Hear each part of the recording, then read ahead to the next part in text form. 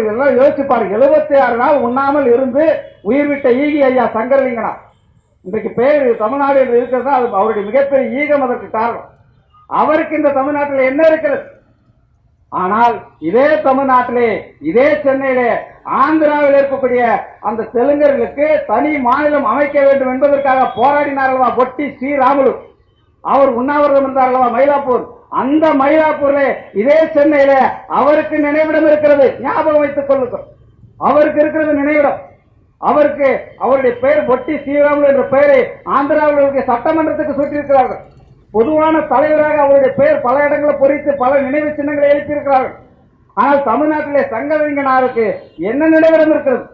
மாப்போசிக்கு என்ன இருக்கிறது? மார்ஷல் நேசமணிக்கு என்ன இருக்கிறது? மங்களம் கிளாருக்கு என்ன இருக்கிறது? எல்லாவற்றையும் புறக்கணித்து விட்டு தெருவுக்கு தெரு கொண்டு வந்துட்டான். தோப்பார் அண்ணா சிலை, தோப்பார் பெரியார் சிலை நம்மளையே